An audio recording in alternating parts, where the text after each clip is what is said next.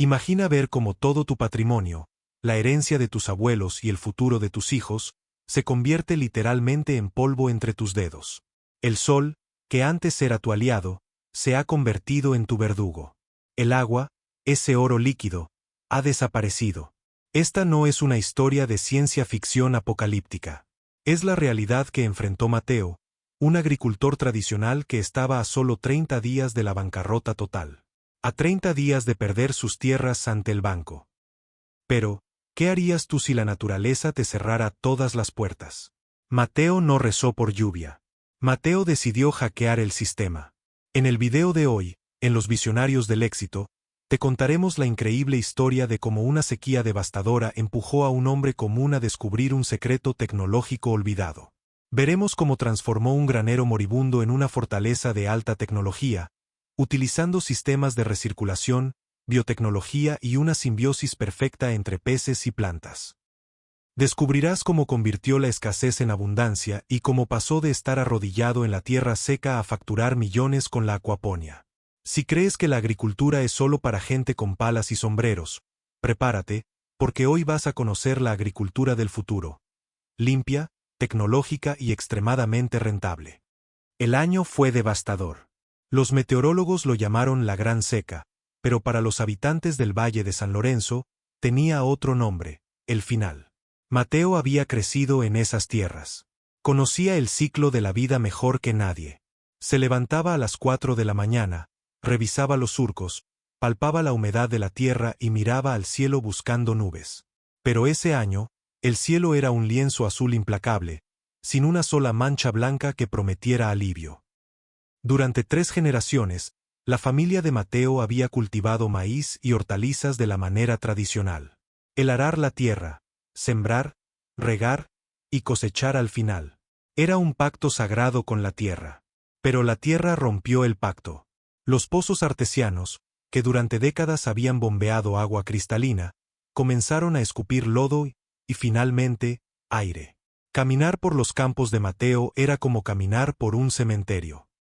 Las plantas de maíz, que deberían estar altas y verdes, eran tallos amarillentos y quebradizos que crujían con el viento. No había insectos, no había pájaros. Solo silencio y calor. La situación financiera era aún más árida que el suelo. Los costos de los fertilizantes químicos se habían disparado un 200% debido a la inflación global. El poco dinero que Mateo tenía se iba en comprar camiones cisterna de agua a precios exorbitantes, un intento desesperado y fútil de salvar una cosecha que ya estaba condenada. Una tarde, sentado en el porche de su casa, con las facturas del banco apiladas sobre la mesa como una sentencia de muerte, Mateo recibió la visita de su vecino, el señor Álvarez. Álvarez, un hombre mayor y derrotado, había venido a despedirse. «Vendí todo, Mateo», le dijo con los ojos llorosos. «Una corporación inmobiliaria compró mis 50 hectáreas. Van a construir bodegas, me voy a la ciudad. Ya no se puede vivir de esto». Esa frase resonó en la cabeza de Mateo como un cañonazo. Ya no se puede vivir de esto. La oferta de la corporación también estaba sobre la mesa de Mateo. Era dinero rápido. Podía pagar sus deudas, mudarse a un apartamento pequeño en la ciudad y conseguir un trabajo como guardia de seguridad o chofer. Era la salida fácil. Era la rendición. Esa noche, Mateo no pudo dormir. Salió al campo a las 3 de la mañana. El calor del día aún irradiaba del suelo. Apretó los puños. Sentía una rabia profunda, no contra Dios, ni contra el clima, sino contra su propia impotencia. Se dio cuenta de que el modelo tradicional estaba roto. Depender de la lluvia era una apuesta que ya no podía pagar. Depender de fertilizantes importados era esclavitud. Tenía que haber otra forma, o evolucionaba, o se extinguía. Y Mateo no estaba listo para extinguirse. La desesperación es el mejor combustible para la innovación. Mateo dejó de mirar al cielo y empezó a mirar la pantalla de su vieja computadora portátil. Pasó las siguientes 2 semanas encerrado, obsesionado. Buscaba términos como agricultura en el desierto, cultivo sin agua, hidroponía avanzada. Internet era un océano de información, pero mucho era ruido. Veía videos de granjas verticales en Japón, laboratorios en Holanda, pero todo parecía requerir millones de dólares en inversión inicial. Él no tenía millones. Tenía deudas y un granero vacío. Fue entonces cuando, en un foro oscuro de permacultura, encontró un término que cambiaría su vida: acuaponia. En el comienzo le pareció una locura. ¿Criar peces y plantas juntos? ¿En el mismo sistema? Sonaba a fantasía hippie, no a negocio serio. Pero a medida que leía, los principios científicos empezaron a hacer clic en su mente pragmática. Aquí es donde la historia se pone interesante. Mateo descubrió que la acuaponia no es magia, es biología pura y dura. Es la integración de dos mundos: la acuicultura, criar peces, y la hidroponía, cultivar plantas en agua. El concepto es una elegancia circular. Los peces producen desechos. En un estanque normal, esos desechos, amonio, se acumulan y se vuelven tóxicos, matando a los peces si no cambias el agua constantemente.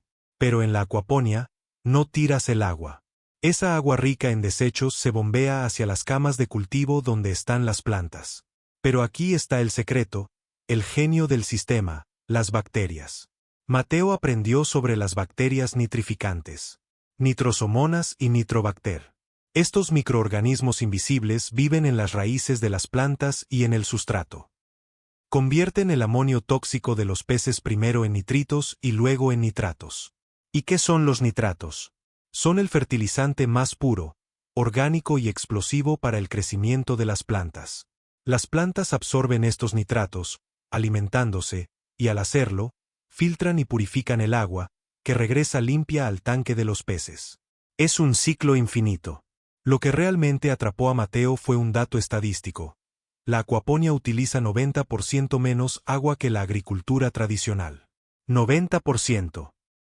En un lugar donde cada gota contaba, este dato era el santo grial. Además, eliminaba la necesidad de fertilizantes químicos costosos. Los peces eran la fábrica de fertilizante. Y al final, tenías dos productos para vender: vegetales orgánicos de alta calidad y pescado fresco. Mateo hizo números. Si lograba que esto funcionara, no solo salvaría su granja, sino que cambiaría las reglas del juego. Pero la teoría es una cosa, ¿y la práctica? La práctica es una bestia muy diferente. Con sus últimos ahorros, y contra los consejos de su esposa que temía que estuviera perdiendo la razón, Mateo compró tanques de plástico industriales, tuberías de PVC, bombas de agua y 500 alevines de tilapia. El pueblo empezó a murmurar. El loco de los peces, lo llamaban en la cantina local. ¿Peces en el desierto? Mateo ha perdido el juicio por el calor. Pero Mateo ya no escuchaba. Estaba construyendo su laboratorio. El inicio fue un desastre absoluto. Si pensabas que esto sería un montaje musical feliz donde todo sale bien a la primera, te equivocas. El primer sistema que Mateo construyó fue Frankenstein. Tuberías que goteaban, bombas que se sobrecalentaban y un consumo eléctrico que amenazaba con cortar el suministro de su casa. Pero el verdadero enemigo era invisible: la química del agua. La acuaponia requiere un equilibrio delicado, casi quirúrgico. Tienes que mantener felices a 3 organismos vivos simultáneamente: los peces, las plantas y las bacterias. Si uno falla, todo el sistema colapsa. A las 3 semanas de iniciar, ocurrió la tragedia. Mateo entró al granero una mañana y lo golpeó un olor nauseabundo. El agua del tanque principal estaba turbia, grisácea. Cientos de tilapias flotaban en la superficie, muertas. Mateo cayó de rodillas. Había matado su inversión. Había fallado. El problema había sido un pico de pH. El agua se había vuelto demasiado alcalina, lo que impidió que las bacterias procesaran el amonio. Los peces se habían envenenado en sus propios desechos. Fue el punto más bajo. Su esposa, María, lloraba en la cocina. El banco llamó de nuevo: «Señor, necesitamos el pago o iniciaremos el embargo». Mateo miró los peces muertos. Sentía el peso del fracaso en sus hombros. La voz de la duda le gritaba: «Eres un granjero, no un científico. Vende la tierra, y ahora ríndete». Pero en medio de ese olor a muerte, Mateo notó algo. En una esquina del sistema, donde el agua sucia había goteado sobre una vieja bandeja con grava, había una planta de lechuga que él había puesto de prueba. A pesar del desastre, a pesar de la muerte de los peces, esa lechuga estaba enorme. Era de un verde vibrante, casi artificial de lo perfecto que era. Sus raíces eran blancas y fuertes. Esa única lechuga fue la señal. El sistema funcionaba, el concepto era real. El error no era la acuaponia, el error era él. Le faltaba control y por supuesto le faltaba precisión. Mateo entendió que no podía manejar esto a ojo, como hacía con el maíz. Necesitaba dejar de pensar como un campesino del siglo XIX y empezar a pensar como un ingeniero del siglo XXI. Limpió los tanques, enterró a los peces, y volvió a empezar. Pero esta vez, cambió la estrategia. No gastaría dinero en más peces hasta no dominar el sistema. Aquí es donde entra la verdadera visión del éxito. Mateo se dio cuenta de que su mayor debilidad era la falta de datos. No podía saber qué pasaba en el agua solo mirándola. Sin dinero para equipos profesionales caros, recurrió a la tecnología de código abierto. Compró un microcontrolador Arduino y varios sensores baratos por Internet. Sensores de temperatura, de pH, de oxígeno disuelto y de flujo de agua. Mateo no sabía programar. Pasó noches enteras en YouTube, copiando códigos, soldando cables en su mesa de cocina, quemándose los dedos y aprendiendo lógica de programación básica. Creó un sistema de monitoreo casero. Lo llamó el cerebro. Conectó los sensores a los tanques. Ahora, en lugar de adivinar, tenía una pantalla digital que le decía exactamente qué estaba pasando. El potencial de hidrógeno, pH, igual a 7.0. La temperatura en 24 grados centígrados. El amonio en 0 ppm. Pero no se detuvo ahí. Automatizó todo. Instaló alimentadores automáticos para los peces, programados para soltar la cantidad exacta de comida a las horas precisas para maximizar el crecimiento y minimizar los residuos. Colocó válvulas solenoides que regulaban el flujo de agua automáticamente si detectaban algún cambio en los niveles. Cuando reintrodujo los peces, fue diferente. El sistema zumbaba con una eficiencia hipnótica. Los peces crecían a una velocidad que Mateo nunca había visto en la naturaleza. Sin depredadores, con temperatura perfecta y comida constante, las tilapias engordaban por día. ¿Y las plantas? Dios mío, las plantas. Mateo se diversificó, ya no solo lechugas, él también plantó tomates, pimientos, fresas, albahaca. El agua rica en nutrientes, circulando 24 horas al día por las raíces, hacía que los vegetales crecieran un 30% más rápido que en tierra. Y el sabor era increíblemente intenso. Mientras afuera el sol calcinaba el valle y sus vecinos miraban con tristeza sus campos polvorientos, dentro del granero de Mateo había una jungla. Un oasis de vida vibrante, verde y húmedo. El sonido del agua corriendo era música celestial. A los 3 meses, tuvo su primera cosecha real. Cargó su vieja camioneta con cajas de tomates relucientes y bolsas de filete de tilapia fresca. Se dirigió no al mercado mayorista donde le pagarían centavos, sino a los restaurantes gourmet de la ciudad más cercana. Al principio, los chefs eran escépticos. Pero cuando probaron un tomate, cuando sintieron el aroma de la albahaca que había sido cosechada esa misma mañana, la magia sucedió. ¿De dónde sacaste esto?, preguntó un chef. ¿Acaso esto es importado? No, dijo Mateo con una sonrisa. Es del desierto, es acuapónico. Ese día, Mateo regresó a casa con la billetera llena y, más importante aún, con contratos. Los restaurantes querían todo lo que él pudiera producir. Pagaban una prima por ser producto local, orgánico y sustentable. Había hackeado el mercado. Mientras otros vendían commodities baratos, él vendía productos premium. 6 meses después, el banco dejó de llamar. No porque se hubieran rendido, sino porque Mateo pagó la deuda completa, en efectivo. La transformación de Mateo fue total. El granero se expandió. Construyó invernaderos de alta tecnología alrededor. Ya no trabajaba de sol a sol rompiéndose la espalda con una azada. Ahora, su trabajo era supervisar, analizar datos en su tableta y gestionar su negocio. Contrató a 2 de sus vecinos, aquellos que habían vendido sus tierras, para que le ayudaran. Pero no los contrató como peones, les enseñó el sistema. Los convirtió en técnicos de acuaponía. Su granja, Oasis Verde, se convirtió en un modelo. Universidades locales empezaron a enviar estudiantes para estudiar su sistema de recirculación. El hombre al que llamaban loco ahora era llamado visionario. Lo más impresionante no fue el dinero, aunque hubo mucho. Fue la eficiencia. En el mismo espacio donde antes producía 1 tonelada de maíz al año usando millones de litros de agua, ahora producía 10 toneladas de vegetales y 2 toneladas de pescado, usando solo el 10% del agua que solía gastar. El agua en su sistema no se perdía. Daba vueltas, alimentaba, limpiaba y volvía a empezar.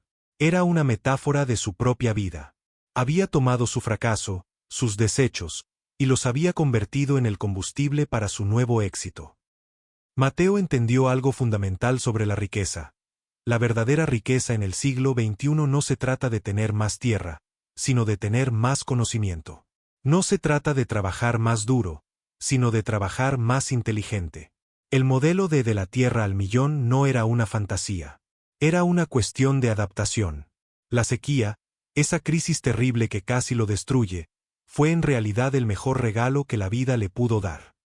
Sin la crisis, Mateo seguiría arando tierra seca, esperando una lluvia que nunca llegaría. La crisis lo obligó a saltar al vacío y construir sus propias alas mientras caía. Hoy, Mateo no solo es un granjero rico. Es un pionero de la riqueza silenciosa. Su negocio opera con bajos costos fijos, alta tecnología y márgenes de ganancia que la agricultura tradicional ni siquiera puede soñar. La historia de Mateo nos deja una lección brutalmente clara. En tiempos de cambio, los que se aferran al pasado se secan como la tierra muerta. Pero los que se atreven a innovar, los que ven en la escasez una oportunidad para la eficiencia, son los que florecen. No importa cuál sea tu sequía actual. Puede ser financiera, emocional o profesional. La pregunta no es cuándo va a llover. La pregunta es, ¿qué sistema vas a construir para sobrevivir sin la lluvia? La acuaponía salvó a Mateo, pero fue su mentalidad de visionario del éxito lo que realmente lo hizo millonario. Si esta historia te ha inspirado, si sientes que hay un sistema en tu vida que necesita ser reinventado, dale like a este video. Y lo más importante, suscríbete al canal y activa la campana. Estamos preparando una serie de videos donde desglosaremos exactamente, paso a paso, los números y la tecnología detrás de los negocios rurales más rentables del mundo. No querrás perderte el próximo episodio de nuestra serie Riqueza Silenciosa. El éxito no cae del cielo, se cultiva. Hasta la próxima, visionarios.